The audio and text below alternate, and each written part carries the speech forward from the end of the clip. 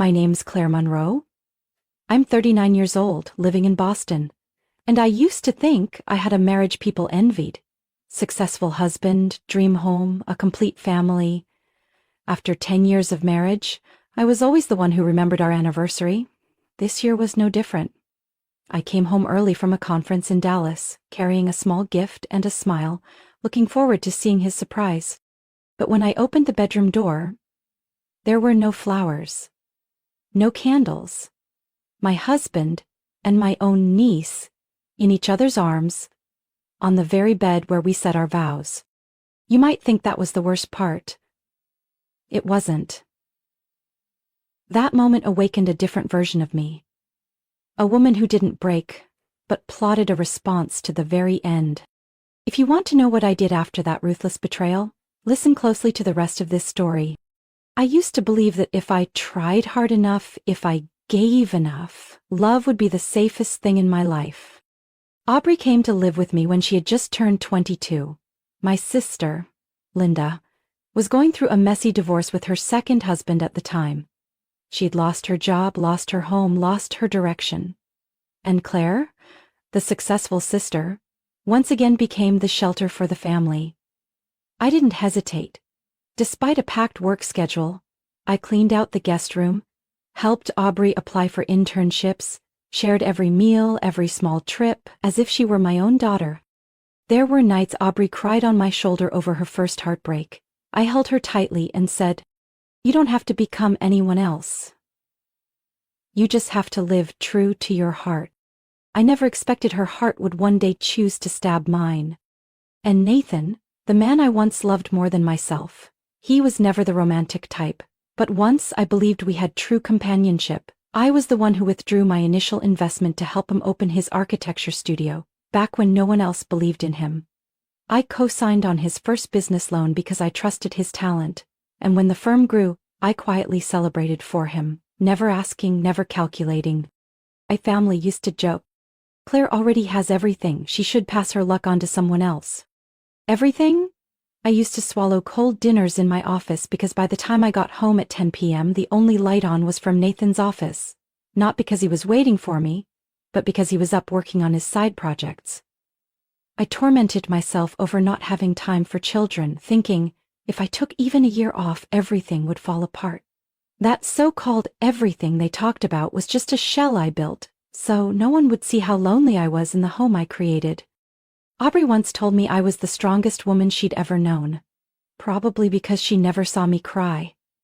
I never let myself be vulnerable around family. They needed me to be the one who could handle it, and I did. For my sister, for my niece, for my husband, for a family that never really understood the price I paid for the role they silently assigned me all those years. I used to believe that if I was kind enough, no one would ever want to hurt me. I was wrong. I don't remember how long I sat in that brightly lit kitchen after I kicked them out. I remember my hand clutching the glass of water. It was ice cold, and the soles of my feet went numb like my body no longer belonged to me. The next morning I woke up very early. Not because I wasn't exhausted, but because I couldn't sleep. There's a strange kind of silence after the truth explodes. Not loud, not chaotic. Just a void so vast you feel like you could fall into it and disappear. But I didn't disappear. I opened my laptop and logged into our joint bank account, the one Nathan and I used for mortgage payments, household shopping, and the occasional vacation I squeezed in. Then I started tracing the details. I looked at every transfer with a clear mind. I discovered Nathan had been moving a few $100s each month, not enough to raise red flags, but over time it added up, to a personal account I never knew existed. The recipient was someone named R. Jennings.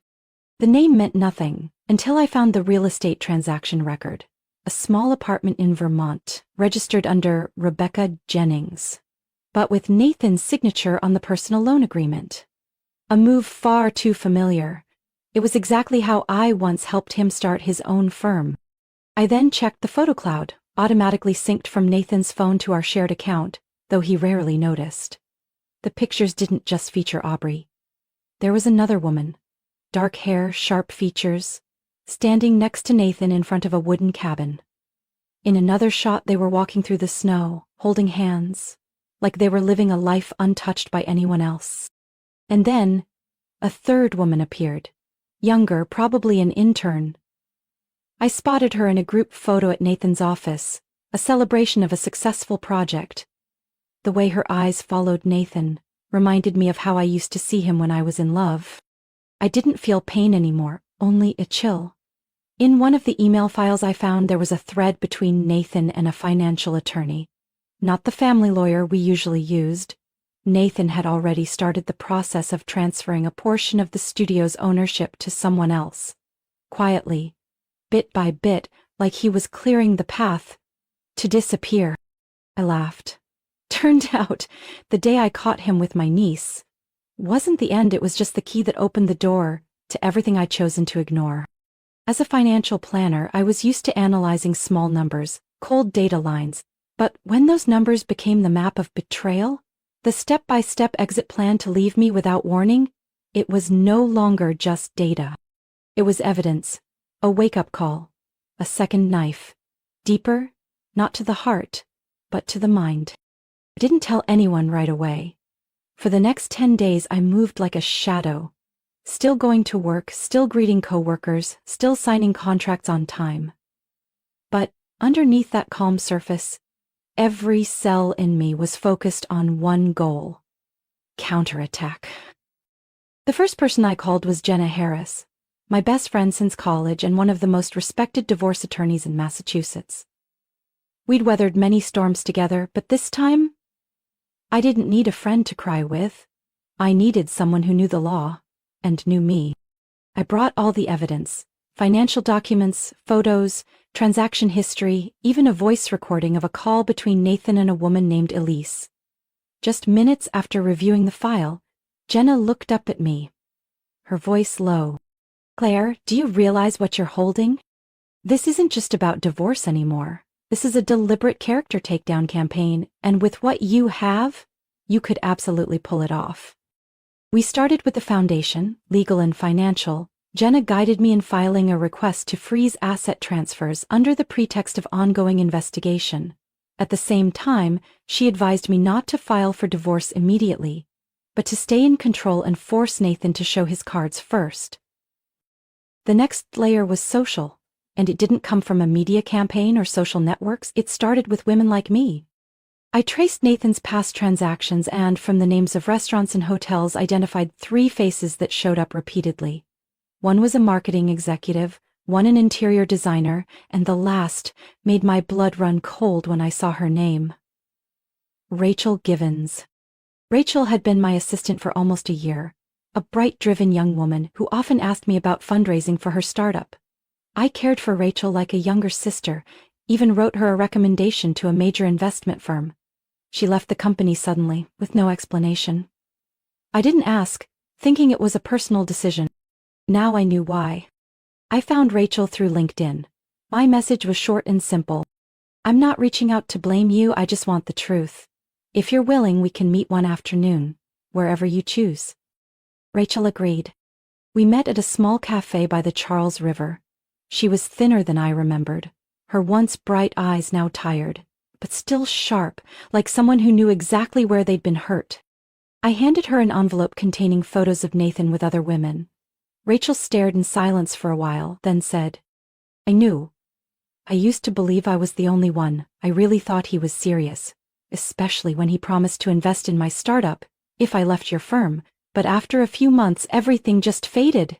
No replies to texts, ignored calls, and the project, not a single dollar. Do you regret it?" Rachel looked at me, eyes slightly red but no tears. "Yes. But not because I loved the wrong man. I regret betraying someone who believed in me without question. You were the first person who saw something bigger in me. I let someone like Nathan make me forget that. Then don't let that be the end. Do you want to help me bring everything to light? Not for revenge, but so no one else has to go through what you did?"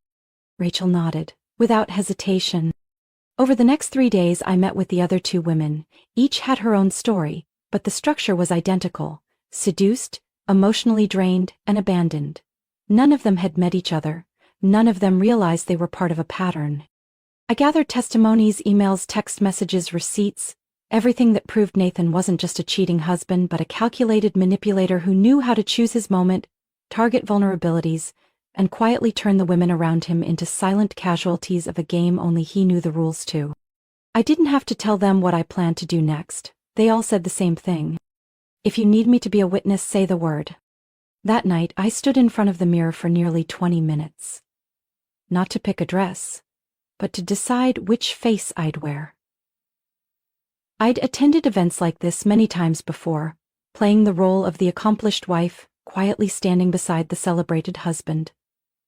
But this time, I wasn't walking in to stand behind him. I was walking in to end a lie that had gone on far too long. The exhibition was held at a large gallery in downtown Boston, commemorating the 15th anniversary of Nathan Monroe Designs.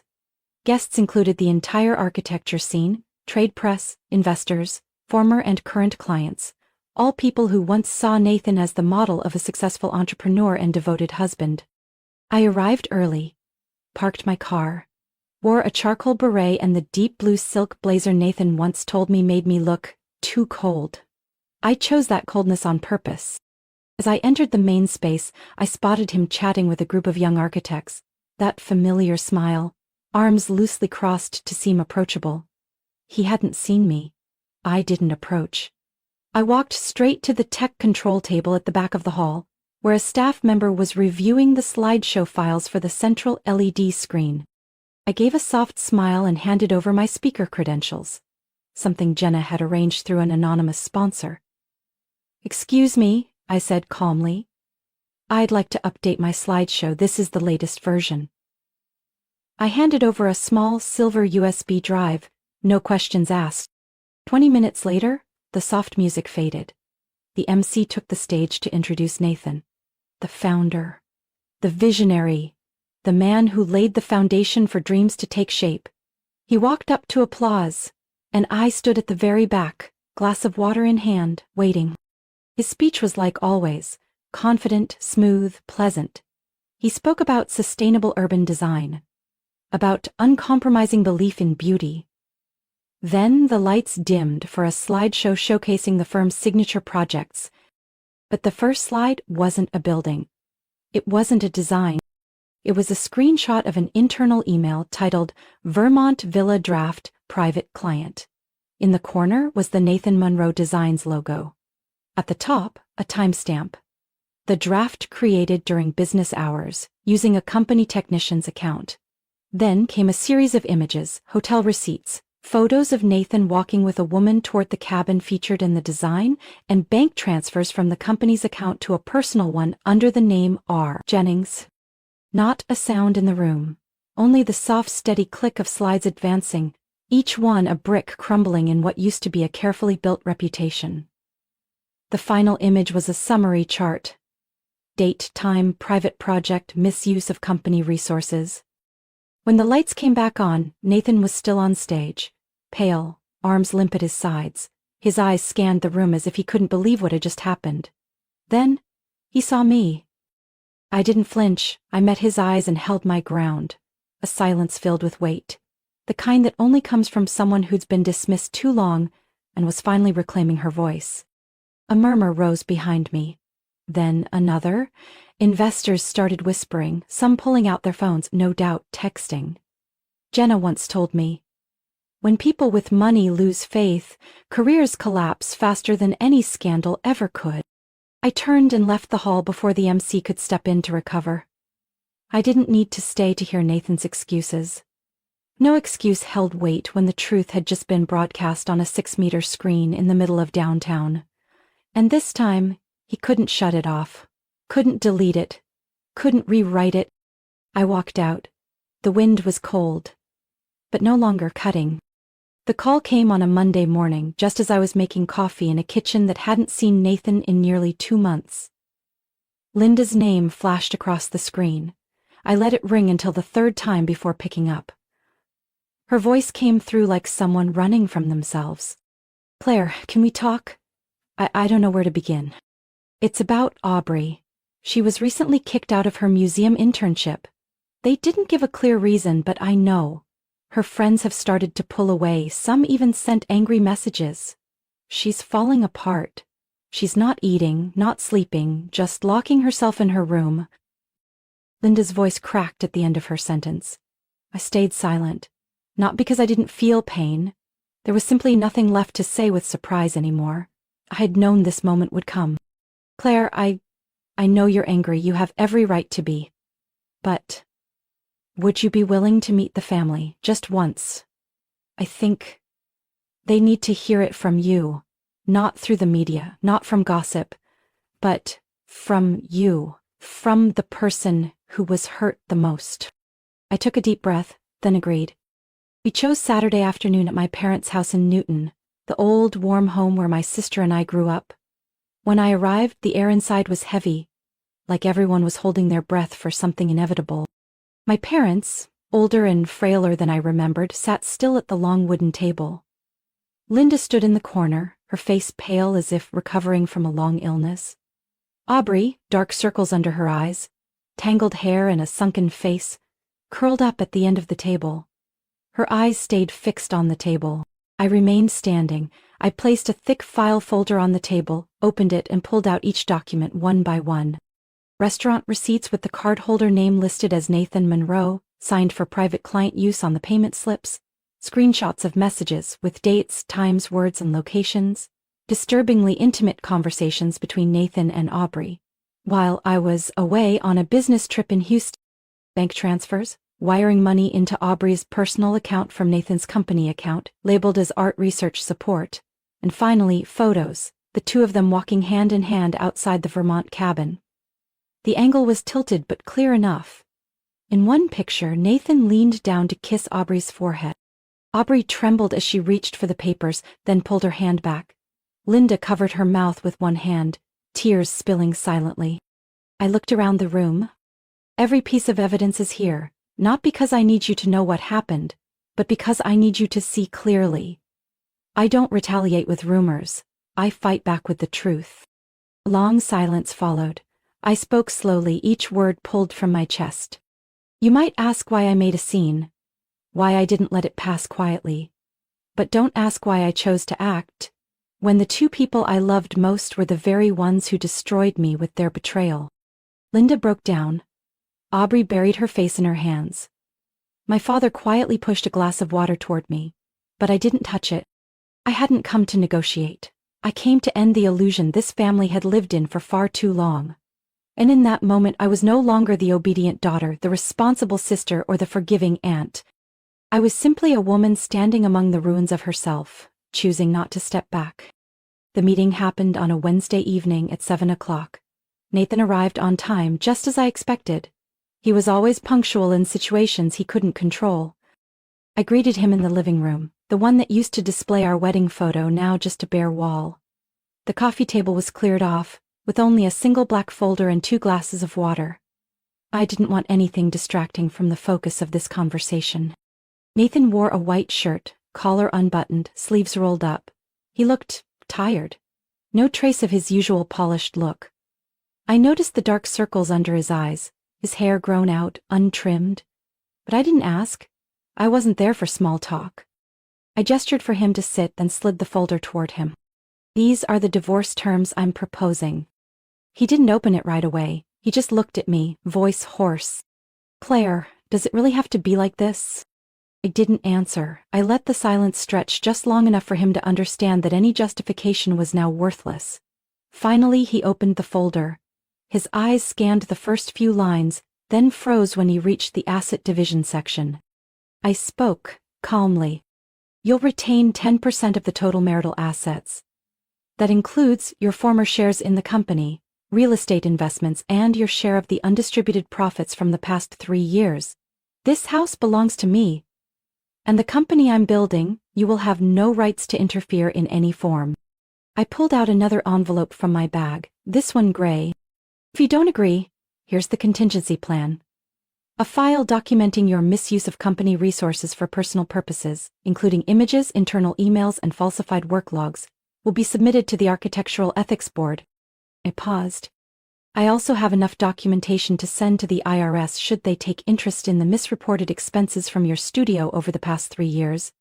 And I doubt your clients would be thrilled to learn the man who designed their luxury homes also designed a mistress's cabin during company hours. Nathan leaned back, eyes closed for a few seconds, like he was trying to stabilize something inside himself. I didn't interrupt. It was time for him to hear the weight of his own breathing. He opened his eyes, voice smaller. Claire, I was wrong. I've made a lot of mistakes. But not everything between us was a lie. And I looked him straight in the eye. Then what part was real, Nathan? Because I lived in that marriage for 10 years and still didn't know who you were. Did you? For the first time, the look in his eyes wasn't guilt or fear. It was recognition, that he understood exactly what he'd lost, that he knew there was no way back, and that I, the woman who once believed in him without condition, had now become the one setting them. He lowered his head. I'll sign. I had the pen ready and handed it to him. He signed without asking a single question. A marriage ended in cold ink and 2 people who had gone too far to find their way back. A week later, Jenna informed me. Nathan had withdrawn his professional complaint, resigned from his old studio and moved to Arizona, taking a temporary position at a small firm, earning only a third of what he used to. I didn't feel triumphant. The only emotion I had was a silence that reached the depths of my soul, like I had finally untied the last knot binding me to a man I once trusted with my entire future. I left the old house on a Monday morning, under clear skies and soft sunlight. No one came to see me off, only the hourly moving truck driver and me. The rooms that once echoed with laughter, with arguments, with all the nights I waited for Nathan in silence now stood strangely empty. I didn't take much with me, just a few boxes of books, my favorite armchair, and some small handcrafted items I'd quietly collected over the years but never really had time to admire. I drove 4 hours up to Vermont. There, a small red-roofed bungalow nestled among the pale green maples just beginning to turn. The house had only 2 bedrooms, a bright enough kitchen, and a backyard patch just right for planting daisies, and a few lavender bushes. No expensive iron gate, no smart AC system, no phone-linked doorbell, but the very first afternoon I stepped inside, I knew. This was home. I started each day with small things, making coffee, pulling weeds in the garden, reviewing my list of former clients, and opening a fresh notebook. No more back-to-back calls, no more Zoom meetings from morning until night, just quiet mornings, and nights deep enough that I no longer woke up shaken by nightmares or unanswered questions. 3 months later, I officially launched a private investment consulting project for middle-aged women, those who'd been betrayed, lost their financial confidence, or had let someone else dictate their future. I didn't call it a service. I called it the second plan, because I understood too well what it felt like to rise from the wreckage and not know where to begin.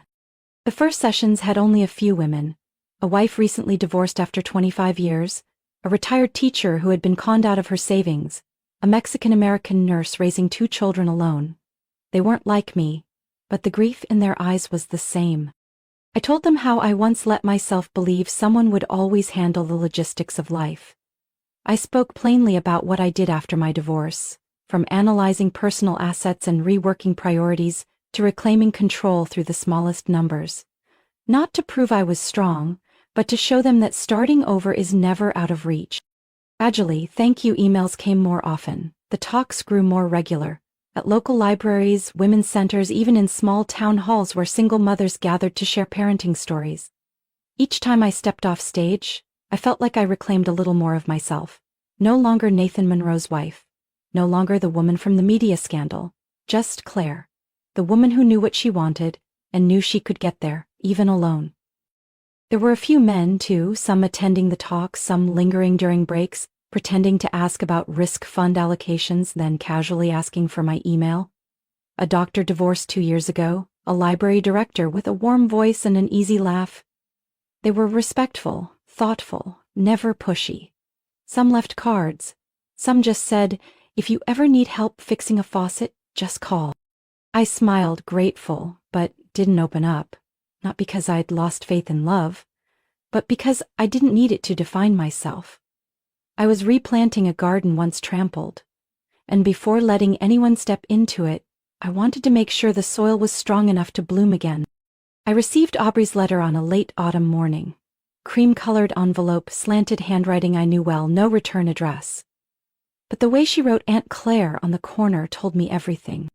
I left it on the kitchen table for 3 full hours before opening it, made a pot of tea, watered the lavender on the porch, confirmed next week's work schedule.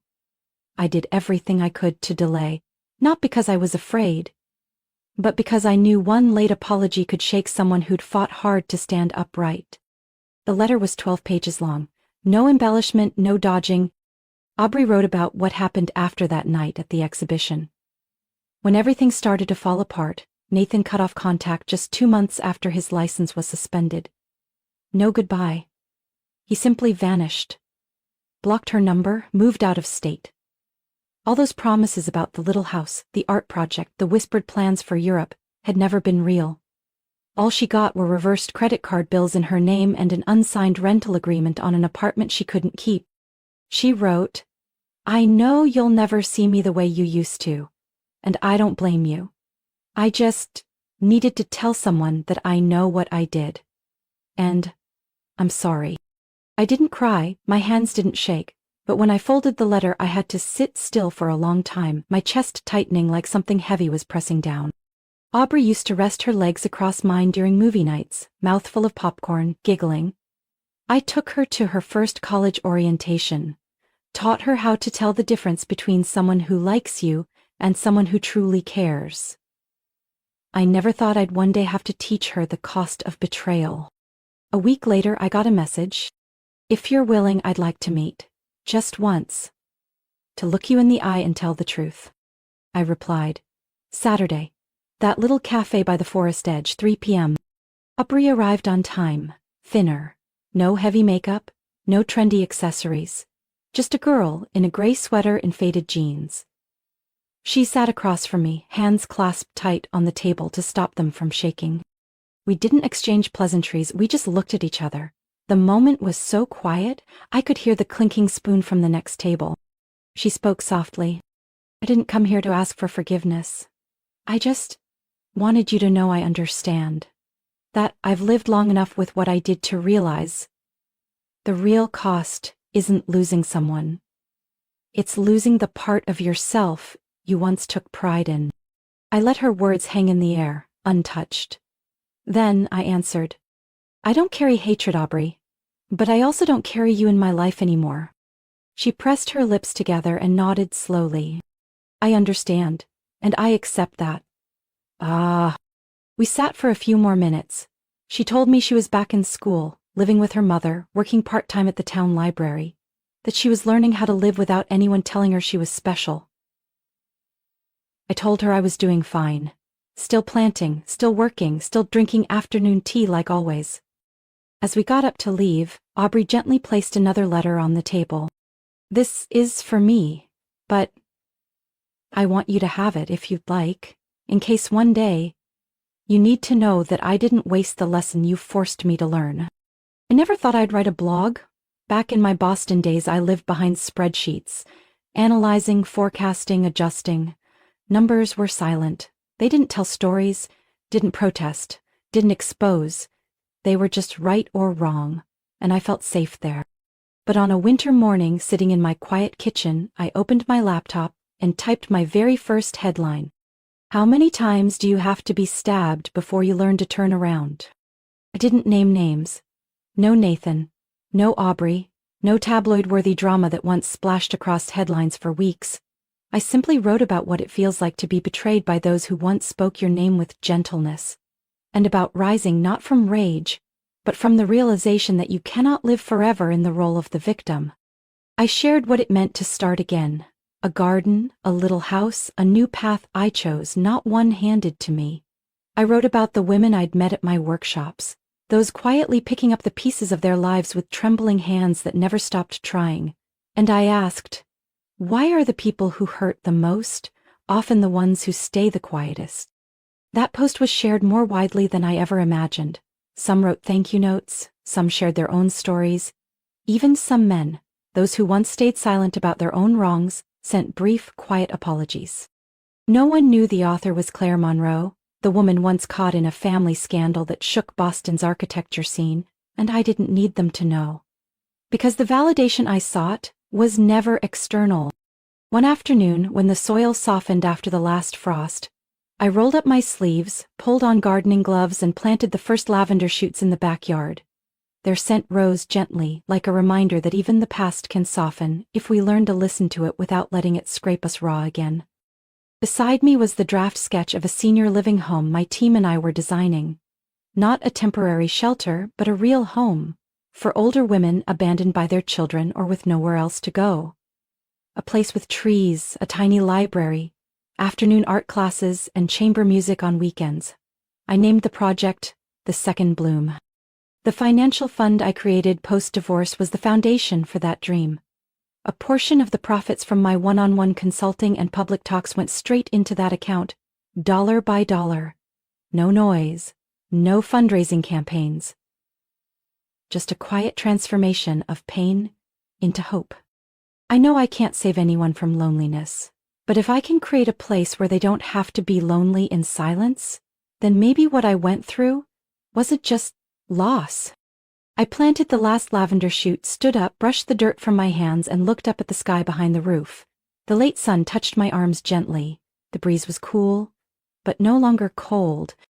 Each of us has our own limit, only sometimes we pay dearly to discover where that line is drawn.